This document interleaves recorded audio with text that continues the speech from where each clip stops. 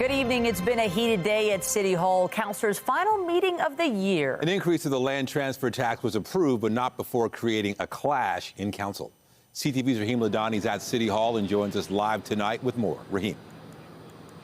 Hi, Nathan and Michelle. Good evening. Yes, after several hours of debate, the cost to purchase a multi-million-dollar home in Toronto is going up, and also rising was the temperature inside City Hall. Well, you got no problem raising taxes. But hang on a second. Stop interrupting, Councillor Bradford. Hang on a second. I don't know whether you've done your math. A heated debate on the council floor between Toronto's mayor and the councillor hoping to replace her, with just over 10 months until Torontonians head to the polls. I will continue to advocate for practical, common sense proposals. She will continue to do the things that she's been doing the past couple of years. And, in 314 days, Torontonians will have an opportunity to decide on the future of the city. Sparks flew as council debated Mayor Chow's motion to raise the luxury land transfer tax for those buying homes valued at $3 million and more. The mayor says the revenue generated saves families $1,200 through school food programs and the city not raising TTC fares for the past 3 years. Now we're in the middle of preparing the 2026 budget. The key question that faces me is, how do I make life more affordable for ordinary folks? The luxury tax impacted just 2% of Toronto homebuyers last year, while bringing in $138 million in revenue. With the hike, the city estimates that will jump to $152 million.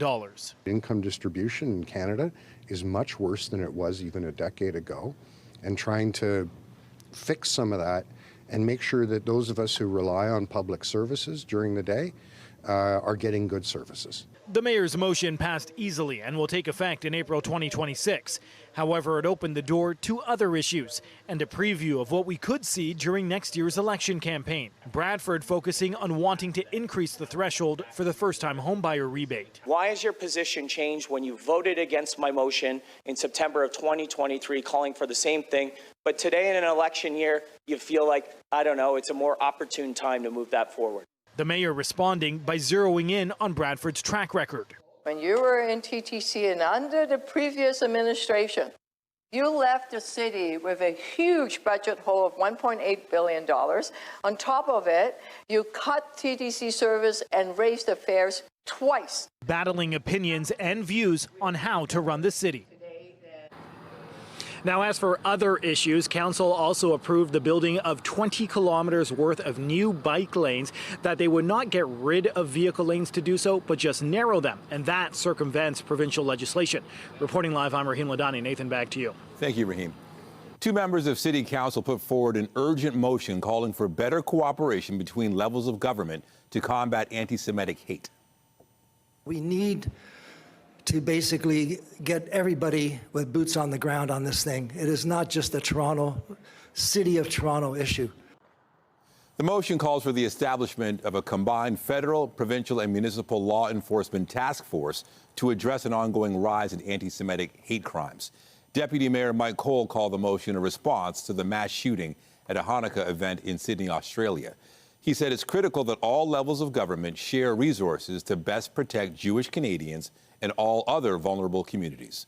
Toronto Police, meanwhile, hosted a menorah lighting today. It included a moment of silence for the victims in the Bondi Beach attack, which Chief Myron Demkew called horrific and cowardly. As many have pointed out this week, Hanukkah is about resilience. It is about faith and the courage to uphold our shared values. In this spirit, let's remain a stronghold of light against darkness, and let's do that together. This is the 5th year police have held a special ceremony to light the menorah at police headquarters.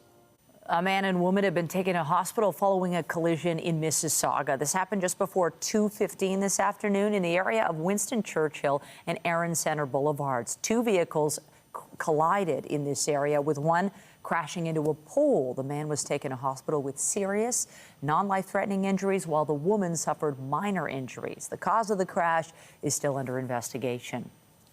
More than 300 stolen vehicles have been recovered as part of a major investigation dubbed Project Chickadee. The multi-year operation involved several police services as well as the Canada Border Services Agency. CTV's Beth McTennell has the details.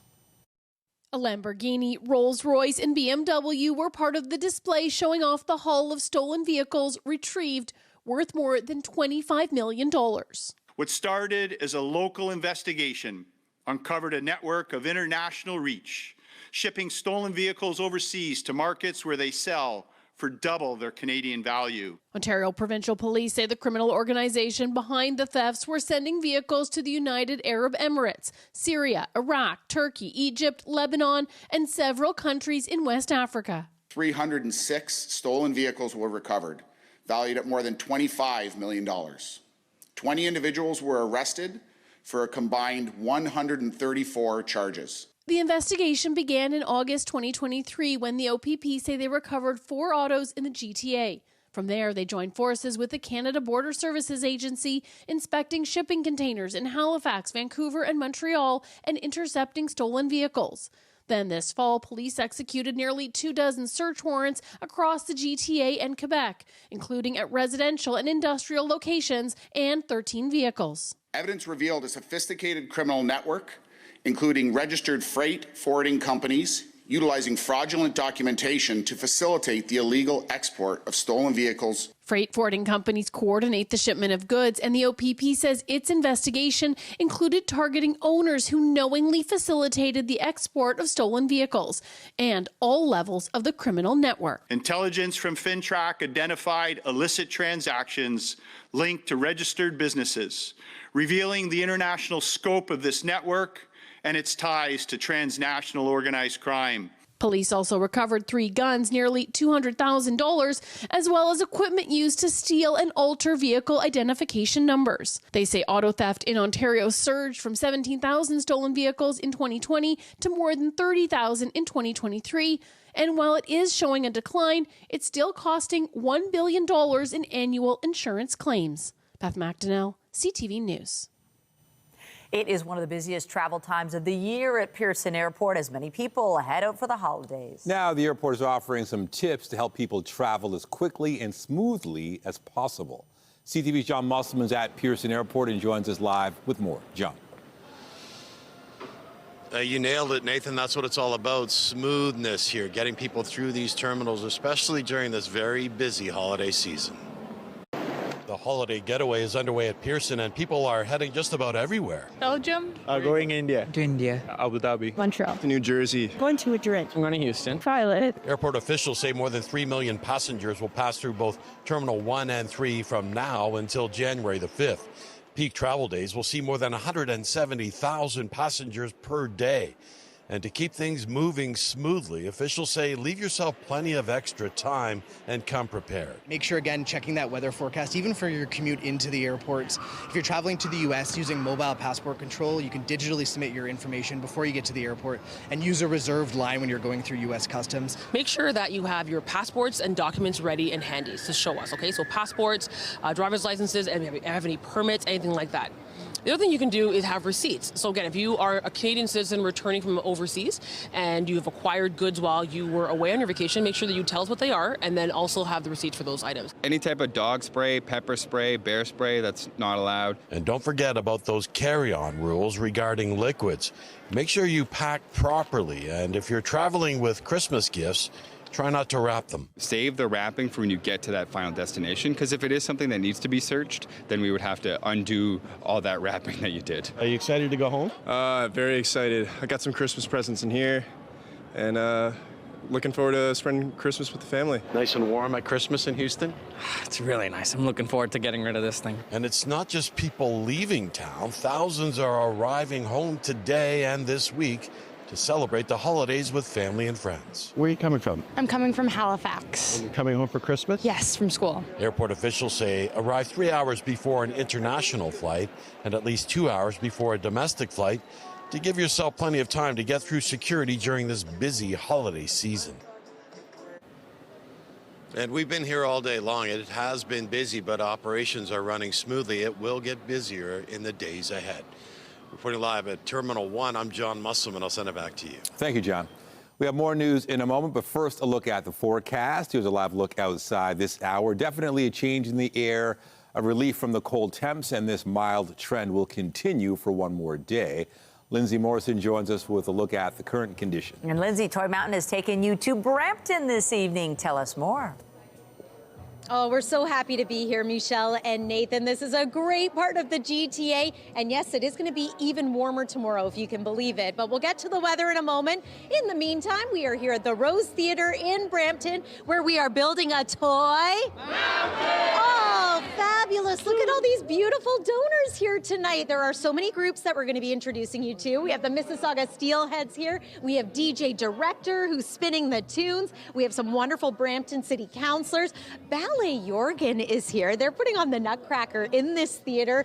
Beautiful. Hi, Honey Badger. Nice to see you. And Mayor Patrick Brown, Mayor of Brampton, thank you for having us here tonight. Well, it's a special tradition. Every year, CTV Toy Mountain doing so much to make sure every child gets to enjoy the precious nature of Christmas and have a toy under the tree. Absolutely. We love seeing one of your little ones here tonight. This is what it's all about. And we thank you for hosting us. Look at all these toys. This has got to feel so great for your community, who will surely be benefiting from the Salvation Army's program. The Salvation Army, helps the most vulnerable in our city. And so the work they do is incredible. So yeah, we're here to kickstart that festive season, the holiday spirit of giving, and grateful that CTV makes this possible.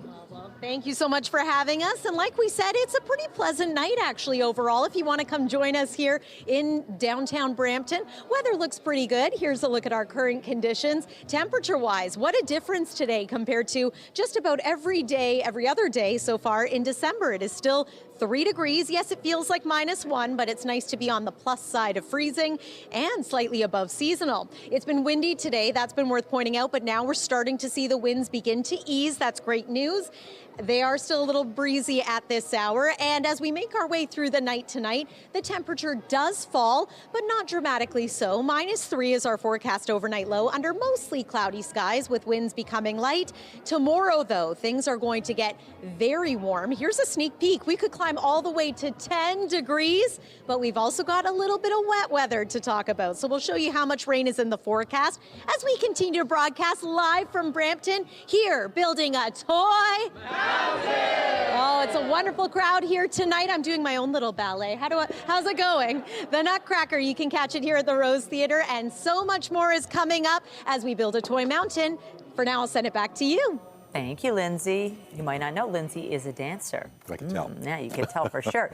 Well, the city is launching a bid to host the headquarters for a new multinational defense bank. Mayor Olivia Chow and Premier Doug Ford made the joint announcement today. CTV's Queen's Park Bureau Chief Siobhan Morris has the details. In the beating heart of the financial district in Canada's biggest city, there's unity.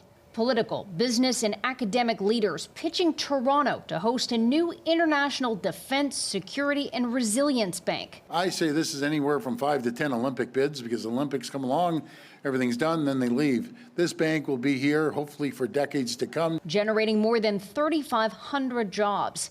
The institution's being modeled on the World Bank to help fund defense projects for NATO nations and allies. This is not just an opportunity for the bankers and the ecosystem, the accountants, the lawyers, the consulting firms, IT, risk managers, cybersecurity, but for manufacturing jobs right across the province and right across the country. Backers say Toronto is a natural fit with all the country's banks headquartered in one place. A bank like this depends on deep capital markets, trusted links to other financial capitals, sophisticated institutional investors, and a stable, rules-based environment. While other Canadian cities have expressed interest, Ontario only considers one to be a real challenger. If there's a place in Canada where we should ask for this headquarters, it's Montreal. But Team Toronto talks up its proximity to the country's biggest airport and its diversity of talent. People from around the world come here, bring their skills, their expertise, and their experience, and their connection, and they attend the world-class colleges and universities located right here in this city. The Premier says the bank would require about 500,000 square feet, probably vertical, and the province would help pay for that headquarters, likely downtown. So when people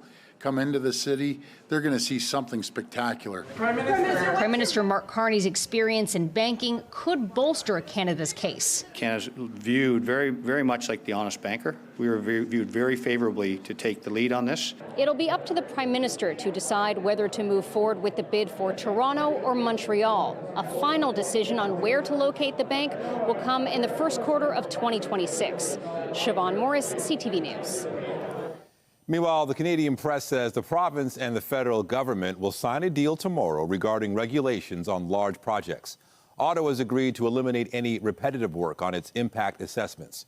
Premier Doug Ford says he thinks this is the final piece of the puzzle in order to begin building the roads to the mineral-rich Ring of Fire area next year. A dispute over where tens of millions of dollars of consumer recycling fees should go is one of the reasons Ontario's tire recycling program appears to be spinning out of control. CTV's John Woodward reports when it comes to the recycling regulations, there are calls to reinvent the wheel. The crew from All-Star Transportation and Tire Recycling is collecting scrap tires from a car dealership in Etobicoke. We're just here trying to get the last load of the year. But owner Scott Kavanaugh says he's not filling his truck up much these days. We're not getting appointments to do much more, so can't afford to keep the truck on the road if we're not emptying the trucks and filling them. Tires piling up around Ontario because something's gone wrong with the province's tire recycling system. Tires are piling up on the streets. That's what's happening. Many of these tires have nowhere to go, in part because one of the bigger processors, E360, closed its Barrie plant and laid off about 110 people, said CEO Danny Ardolini. 2024, we're roughly owed around, I call it $35 million. We continued on for a full year without getting paid. But then we just couldn't do it anymore, so we had to stop. What's at stake here are the fees that consumers pay to recycle tires, fees that add up to tens of millions of dollars a year. Consumers pay around $5 a tire to the tire producers who are supposed to use the money to pay to recycle them. But Ardolini says that's not happening. He says the problem has only gotten bigger since tire producers paid a $7.44 million settlement for falling short of targets in 2023. Just enforce the regulation. It's as simple as that. Ontario's recycling regulator told CTV News it's not involved in commercial disputes, but has reminded tire producers they are required to continue collecting and recycling or retreading tires from the collection system, whether targets are met or not. Those targets were reduced this year, another factor behind the piles of tires, Kavanaugh says, worried about a worst-case scenario. They catch on fire, they do a lot of damage to the environment. They're not easy to put out. Kavanaugh is launching a petition to reform regulation of the tire recycling industry and hoping something changes because he says it's just going to get worse next year. John Woodward, CTV News. In Quebec, the leader of the provincial Liberals has stepped down. Pablo Rodriguez resigned today amid a crisis involving allegations of vote buying and reimbursed donations. The infractions allegedly occurred during the leadership race he won in June. Rodriguez will hold a news conference tomorrow. New data finds more Canadians are being caught up in the immigration crackdown in the U.S. From what I've seen, we're looking at very minor criminal infractions, but sufficient to attract the radar of U.S. enforcement. According to numbers released by U.S. Immigration and Customs Enforcement, also known as ICE, more than 200 Canadians spent time in custody at some point since January. That's compared to 137 during the same time in 2024. 6 children were among those detained. Experts claim in the past, Canadians would have simply been sent back home rather than being detained. In Australia, funerals were held today for some of the victims of the massacre at Bondi Beach. 15 people were killed when 2 gunmen opened fire at a Hanukkah celebration Sunday. Authorities believe it was a terrorist attack inspired by Islamic State. Today, there was a memorial in Sydney where mourners lit a menorah and sang. One of the alleged shooters has been charged with 59 offenses, including 15 charges of murder. The other suspect was his father, who died at the scene. Both were shot by police. Nick Reiner was in court today for the first time since being charged in the killing of his parents. Reiner did not enter a plea as he appeared from behind glass in a custody area. The arraignment was postponed until January 7th at the request of his lawyer. Reiner was charged with 2 counts of first-degree murder, following the discovery of the bodies of Rob Reiner and Michelle Singer Reiner in their home. Toronto police have joined forces with the Jamaican Canadian Association to support relief efforts following Hurricane Melissa. The service held one of its annual Cram a Cruiser events today, with the donations going to support those impacted by the storm. CTV's Allison Hurst has the story. Thank you so much. You're so strong. Bag after bag of non-perishable food items are loaded into a police cruiser and ambulance. To be honest, I wasn't expecting this much food, but we got a whole load of food from our school. Our school has done a really good job with this. Don Mills Middle School held a food drive, collecting items for those in Jamaica struggling in the aftermath of Hurricane Melissa. That storm barreled down on the island nation on October 28th as a Category 5. The death toll has continued to rise, with at least 45 confirmed dead, 30,000 households displaced, and 1,100 people still living in emergency shelters. In Canada, we have food, we have water, we have a safe home underneath us, but there are people in other countries that don't have that. The school's leadership group had just a week or two to gather this much food together. We went to door to door asking people, please, do you guys have any food? We were like rushing to find more food, and we thought we would never feel like this much. Like, I'm being really honest, it was like so much anxiety, and actually I am very proud of our whole school. Their principal estimates they managed to collect anywhere from 500 to 750 items. The students, they just took off with it. Jim Clark says the school also called some of their community partners and vendors to ask them to donate. It just came at the right time that we could focus our energy and efforts to supporting this initiative. It was done in partnership with the Toronto Police Black International Support Network, the Jamaican Canadian Association, the Toronto Fire Services Black Staff Network, and the Toronto Paramedic Services Black Staff Network. We have over 400 members within the service that's been impacted, and they expressed a heartfelt desire to help and support Hurricane Melissa relief. What started as an internal divisional drive grew. We're doing this at 2 other schools within 41 Division and 55 Division. The vehicles filled to the brim with food will be driven directly to the Jamaican Canadian Association to be shipped. Allison Hurst, CTV News. And I'm Pat Foran. Coming up on Consumer Alert, Christmas Eve is 1 week away. If you still have people to buy for on your holiday list, make sure you don't give them something that could cost them money. Many of the latest tech gifts now come with subscription fees. All of that story, that's just ahead. We are live here in Brampton, and we are at the beautiful Rose Theatre. Jocelyn, thank you so much for hosting us tonight. Thank you for being here. We're so proud to host you year after year here at the beautiful Rose Theatre. We're hosting the Nutcracker this evening and tomorrow night, and we're always glad to welcome and build a mountain of toys with you. Our pleasure to be here, too, and this sounds like the perfect place to come and celebrate Christmas in Brampton. I want to introduce you to Violet. Violet just stopped by tonight, and show us what it is that you wanted to drop off. A toy for? The Toy Mountain. Oh, thank you so much, Violet, for doing that. You look lovely. You enjoy the ballet tonight, too. And we have Brampton councillors, Councillor Paul Vicente and Councillor Rod Power. Thanks for being here tonight as we build a mountain of toys. Yeah, it's a wonderful time of year. Love to see the smiling faces and to have an opportunity to do something good for the community. Well, it's 30 years, so we have to make sure that we keep the tradition going. And, you know, Salvation Army does so much in our community, and we have to be here to support it. Yeah, we love being here in your community, too. And for anybody watching at home who's considering coming down, dropping off a new unwrapped toy, you can do that. Or you can donate to the Salvation Army and help us build this mountain from the comfort of your home. You can text 30333 to donate $25 or visit toymountain.ca. We are building a toy mountain, and we have lots more to come after the break. Stay with us. When you see it happen, send it to CTV News. Text 10400. From your screen to ours. Text 10400.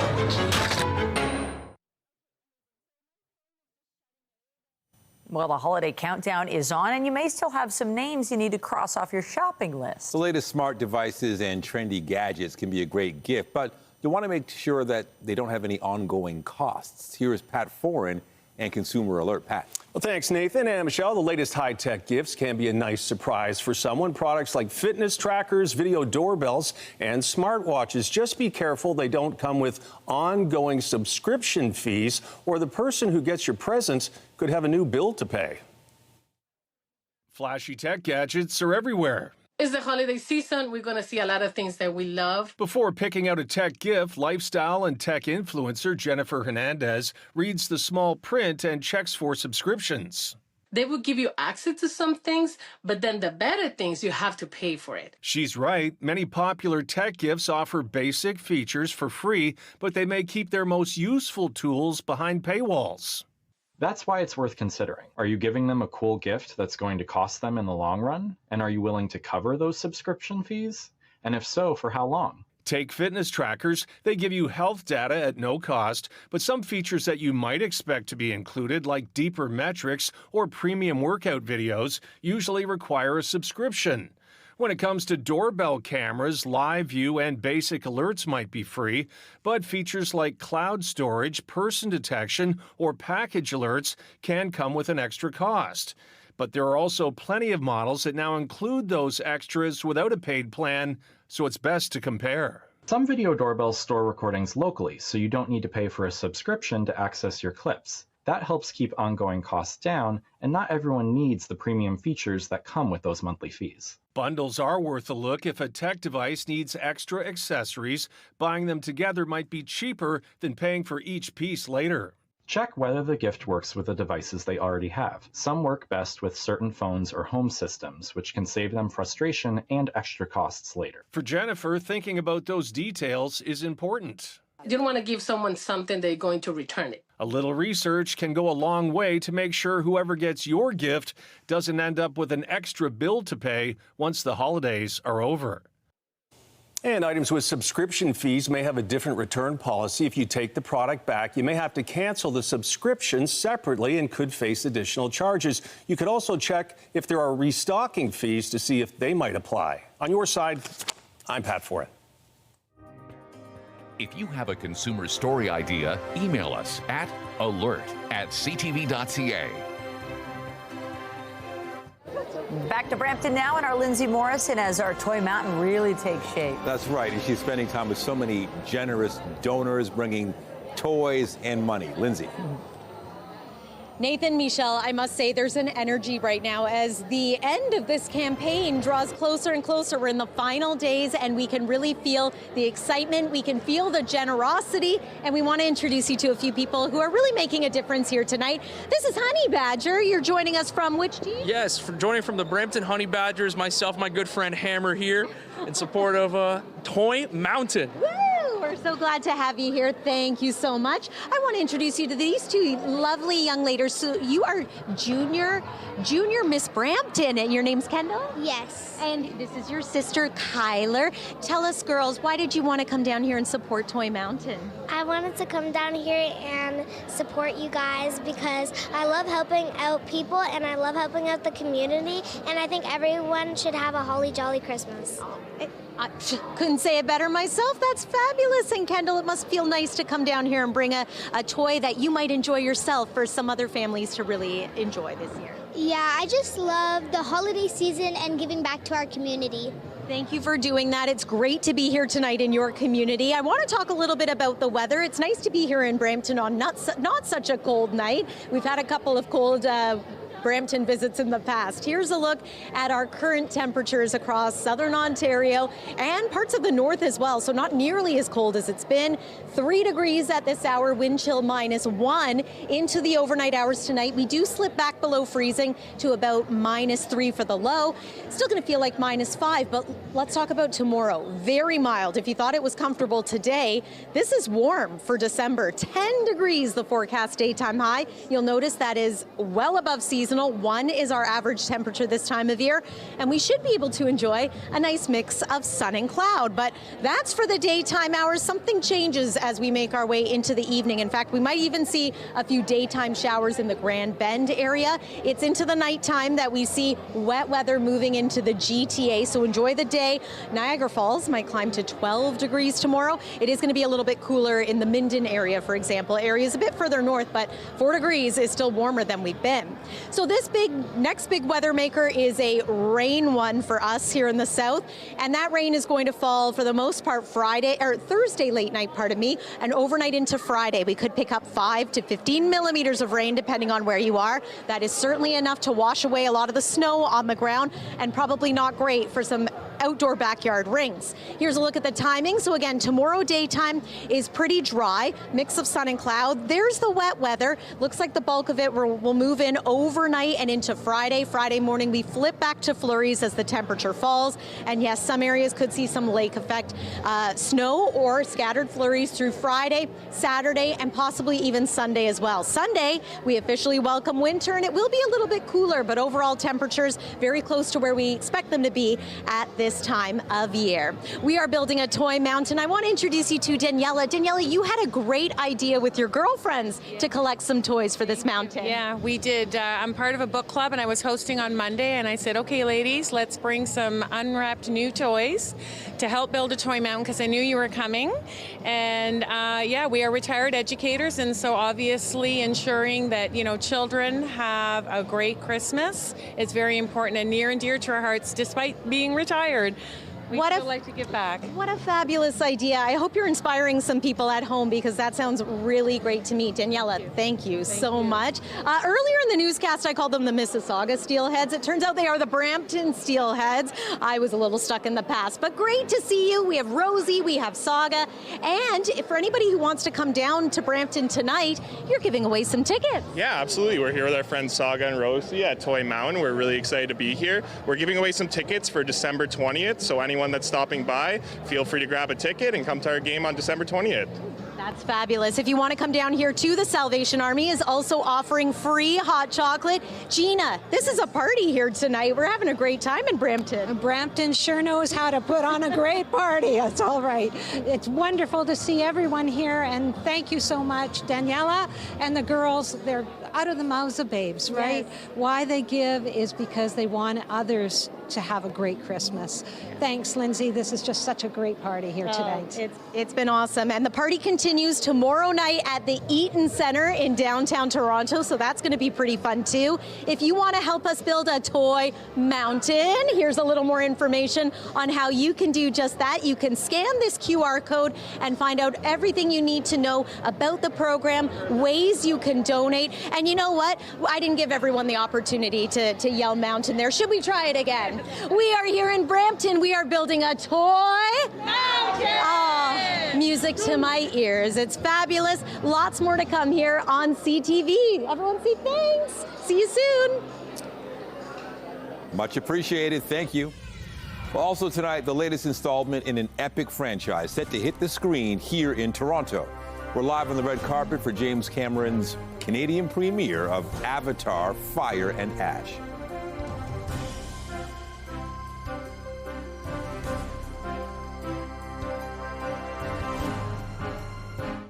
Tomorrow, I was broken into pieces. Canadians grappling with the very real loss of life savings from fake AI-generated videos. You could invest in it for as little as $250. What's making these scammers so convincing that victims are losing everything they own? I don't have no retirement saving. Everything is gone. W5 investigates tomorrow on CTV National News and ctvnews.ca. The latest film in James Cameron's Avatar series is making its Canadian premiere tonight. Avatar: Fire and Ash is the third film in the Canadian director's epic science fiction franchise. CTV's Andrea Case joins us now live from the Scotiabank Theatre with, is it really him? It is really him. It is really James Cameron, Kapuskasing's own James Cameron. You're here for the Canadian premiere of Avatar: Fire and Ash. How excited are you to be here? Because you've been going all over the world promoting this film. China, France, etc. I actually insisted on coming here. It wasn't in the original Disney kind of playlist for all the cities we were going to hit. I said, come on, I'm Canadian born and bred. I got to go to Canada, you know. This is the third film in potentially 5 or more films. Where do you find the energy and the vision? Because this has been your vision years before we saw something on the screen. Well, yeah, going back, I mean, I wrote the first story in '95, but it didn't have all the news stories in it at that point. It was just the first film. And then when we got busy on the sequels, we basically wrote 4 movies. So there are 2 more that I could make, but I think it's important for people to realize this one doesn't just go off a cliff like another chapter. You've seen the film, right? You see it has a full sort of culmination ending to it. If we do go on, I mean, if we do well with this one, and I go on, then 4 and 5 kind of become one big story as well. Okay, finally, if people haven't seen 1 or 2, can they just see 3? I think you can walk right in on this. I think all the questions you might have in your mind are answered as we go along in this film. I strongly recommend seeing at least The Way of Water, you know, before you see this, because there's a tragic event that happens in that. Everybody talks about it, so it's not like you're in the dark, but it's good to see it and feel it going into this, right? Because then you'll feel what the characters are going through a little more quickly, like right at the beginning of the movie. James Cameron, welcome home. There's a lot of people who want to talk to you here. Thank you for stopping. Great to and meet good you. luck to you. Thank you so much. Take care. Thank you. Luck is a factor. Luck is a factor. So here we are on the red carpet. This film is supposed to be, it's going to open this weekend. It's supposed to be huge. We'll have to wait and see. He says he has 2 more films that he could potentially do, so, and maybe not. If he comes up with more ideas, then he will obviously have more. So this, of course, Canadian premiere here at Scotiabank Theatre. Stephen Lang, co-host here, also one of the other young actors from the film, from Toronto, is also here. So hopefully we'll get one of them to talk to us. And that's it for now from Scotiabank Theatre. I'm going to send it back to you, Michelle and Nathan. That was a nice treat. Thanks, Andrea. Well, in an entertainment industry that's been undergoing some major changes, this is a big one. The Oscars are moving to YouTube. The Academy of Motion Picture Arts and Sciences says it signed a multi-year deal with YouTube. Starting in 2029, the streaming platform will have exclusive global rights for Hollywood's biggest night. It'll mark the end of decades of the ceremony being broadcast in the United States by ABC. The move signifies a shift in the media industry as online services like YouTube and Netflix gain power from traditional TV broadcast stations. Back in September, we told you about reports a new take on The Muppet Show was in the works. Well, now Disney Plus has made it official.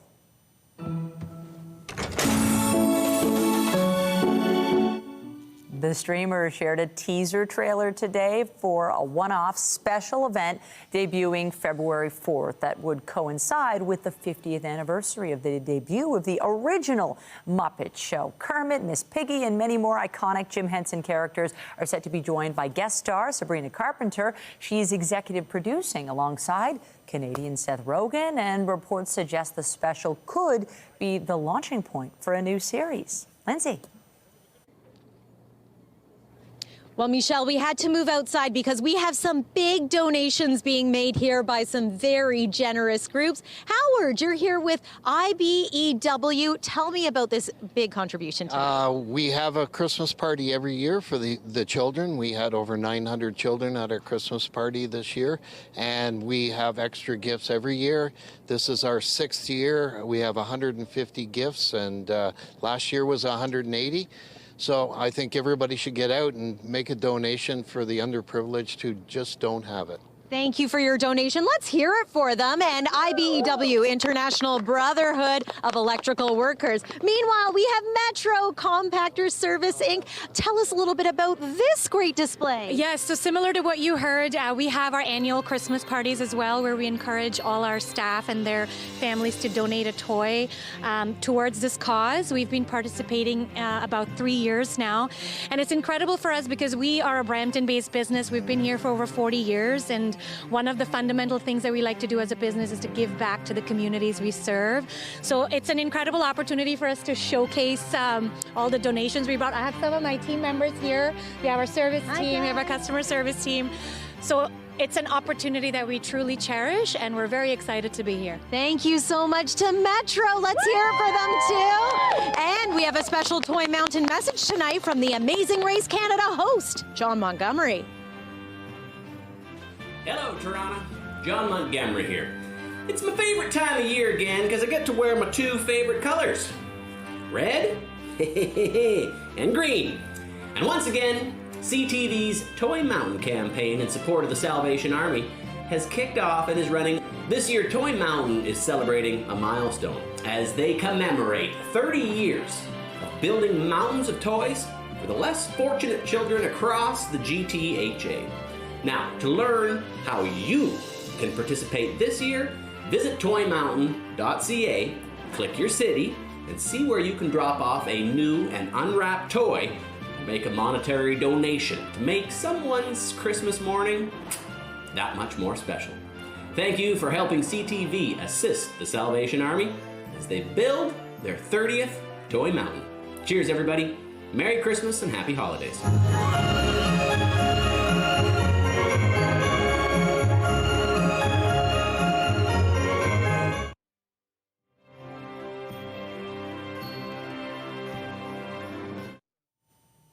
As the federal government begins the process of cutting 28,000 jobs, several departments will begin notifying public servants in January if their positions are on the chopping block.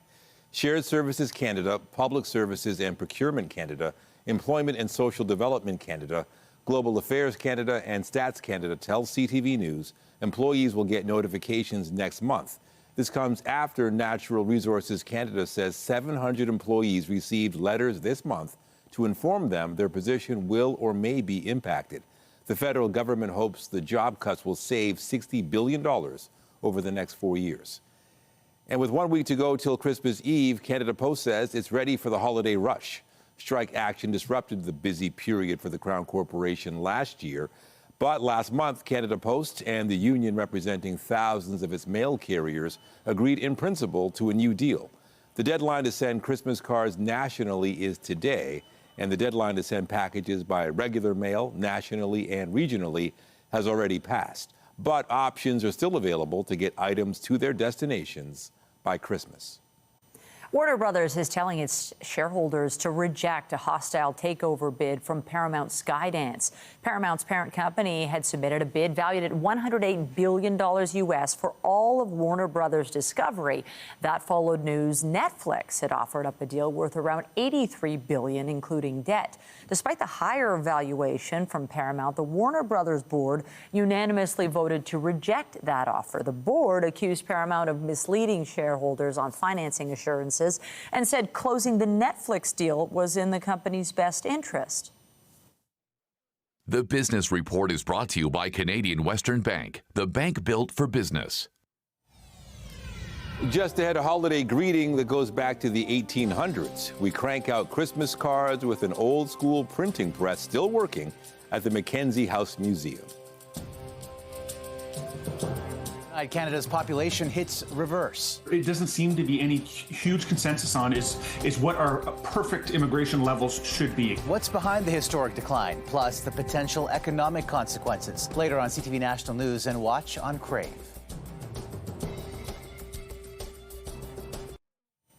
They are a holiday tradition that has certainly evolved over time. CTV's Jessica Smith has more on the history of the Christmas card and how you can enjoy a trip through time. Getting hands-on with a unique piece of history at the Mackenzie House Museum. Well, people have the opportunity to come in and make a holiday card in the way printers were doing it in the 1840s, 1850s. After a quick demonstration, guests get the chance to use the cast iron printing press on their own. We're going to lower down this lid. It's called a tin-pin. It's going to give us some extra pressure to make sure it squeezes it the right amount. Gotcha. And then we're going to crank this, what we call the bed, into the printing press. With the opportunity to make a one-of-a-kind creation you get to take home. So we pull this all the way back until it hits the post. You'll hear the noise? The finished product, it looks really good. Creating artwork today from a piece of the past. Seeing the different creativity, because they're the folks who will zero in right on one picture, that's mine. But there's also people who will take a while. I think you're going to be like that and say, oh, I'm going to look at a couple, test them out. So it's watching the artistic process play out. We find that fascinating. The Mackenzie House Museum is one of 10 City of Toronto museums and is located near Yonge and Dundas. Each card can be customized from roughly 70 different picture blocks. It is free to visit the museum and you can make your own fun, festive card all the way through until January 4th. Jessica Smith, CTV News. And let's check in with Lindsay Morrison one last time out in Brampton. Lindsay. Nathan, you know what's going to help us build a mountain of toys? Look at this haul out here. We're building a toy mountain. We've got a wonderful group out here from Severia. Brandon, tell us a little bit about your donation tonight. Hi, we're here from Severia. We're here to present this big box of toys. Severia is a local manufacturer here in Brampton. We manufacture home elevators, commercial accessibility lifts, material lifts, dumbwaiters, and we were looking to partner with someone local in the community to help with the families cheer their spirits up a little. And you have more than 100 toys, and you have a cash donation that you're making. We have a cash donation of $1,160 that we'll gladly pass on to the Salvation Army. Thank you for your kindness and your generosity. Isn't that wonderful, Gina? It sure is. Thank you so much. We really appreciate it. We do. Let's take one more quick look at your 7-day forecast to show you the warm up for tomorrow, the rain for your Thursday night, and then the cool down that returns into the weekend. Yeah, it's a little bit of a roller coaster here, wouldn't you say? One more donation from the city of Brampton. Very quickly, your name? Ramesh. And you have all these toys that you just decided to drop off tonight. Absolutely. It's just something that me and my friends have been doing for the last 5 years, just really trying to give back to the community. Happy holidays, and I hope we can make a difference. You are making a difference. Look at all these toys just from one small group. I've been so inspired tonight, Michelle and Nathan, by all the groups here in Brampton who use their holiday parties, their Christmas parties as a way to help the Salvation Army and us all build a toy mountain. Yes, it's been a fabulous vibe tonight. Happy holidays, Merry Christmas, everyone. We'll send it back inside to you. Thanks, everyone. Brampton brought it tonight. Appreciate it. And that's it for us. But be sure to join Omar Sachedina tonight at 11 for CTV National News, followed by Natalie Johnson with our next local newscast at 11:30. Meantime, our coverage continues anytime on CP24 and online at ctvnewstoronto.ca. For Lindsay Morrison and the whole team here at CTV News, thanks for watching and have a great night.